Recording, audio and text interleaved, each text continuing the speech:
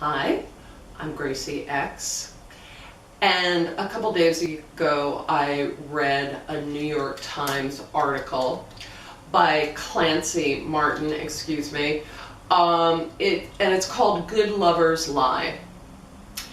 And you can read this blog on my website, graciex.com. But in it, Clancy talks about how lying is necessary to maintain erotic life and in a marriage. He writes, research shows that on average in an ordinary conversation, people lie 2 to 3 times every 10 minutes. If you want to have love in your life, you'd better be prepared to tell some lies and to believe some lies. Okay.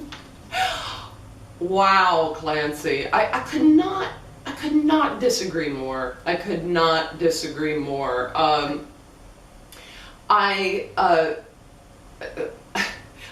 Many years ago, I started a spiritual practice where my teacher told me that I could not lie. I had to speak the truth. And this practice, what it eventually led me to do was to sit down with my husband at the time. I loved him very much. We were very happy. We were out of alignment sexually. I wanted more sex. Tried many different ways, tantra workshops, therapy. Finally realized, we're just out of alignment in this area.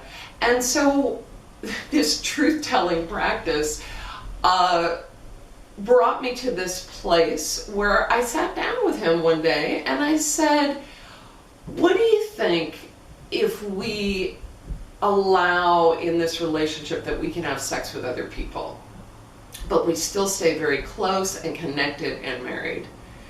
And lo and behold, he said, the first thing that he said to me was, nice out of the box thinking. And then we started talking about it, and we eventually opened our marriage. And this is what I would say to Clancy, is when you lie, you miss the potential opportunity to really authentically show yourself and make something incredible. Now, that doesn't always happen. I'm not naive about this. That kid, who said, oh, the emperor isn't wearing any clothes, he probably got beat up by an angry mob. It can be scary to speak your truth. Nonetheless, I think that it is very worthy to do so. Now, there's more in this article that is fascinating. He states, lies of love allow us to make it from one day to the next, and cites as a good lie, a lie he told his wife, you're the most beautiful woman in the room. So, there's a difference between having a commitment to be authentic and to speak truthfully and kind of vomiting truth all over people. This kind of thing is comparing people. Compare despair. Comparing people hurts. I try not to do it to myself. When we opened our marriage, that was one of the first things that we were coached about. Don't compare other people. It never leads to anything that is helpful or good. I think when you're in a relationship, and he goes on to talk about stumbling into an affair, which he states, I'm still not sure why I did it. Vanity mostly, I think. I felt flattered by her desire. So this brings up a really, really interesting point, is when you lie, there's a way that you can start lying to yourself too. And that's the most interesting thing about this practice of not lying and speaking your truth, is that I started to notice the things that I wanted to lie about often were tiny things. I would buy a dress for $45 and I would want to lie and say I spent $40. Interesting.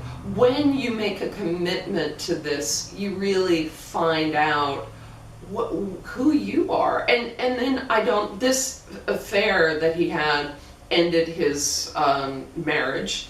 Understandably, it was a year-long affair when his wife found out. She was enraged. So lying over time to someone will eventually really sever the connection to your beloved.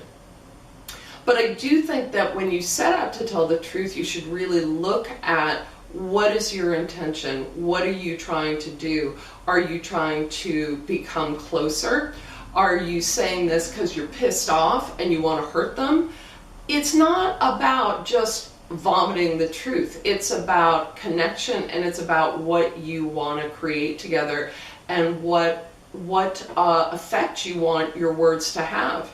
Some truths are hard to say, but they can be so beneficial. Saying to your partner, I really need you to take a shower before we have sex. That's a good thing. That'll probably mean you'll have more closeness and more sex. There are other things. I've lost my sexual desire for you. That one, I would say, talk to a friend, talk to a coach, a therapist for a while before you bring that. But that could be the beginning of really opening things back up again and finding that sexual connection. So I think lies in a marriage and a relationship are ultimately not helpful. And I'm sorry, Clancy, honey, but you know, I have to stick by that and say that that's what I have found to be true. And those are my comments on lying in marriage, and I hope you're having a wonderful day. Namaste.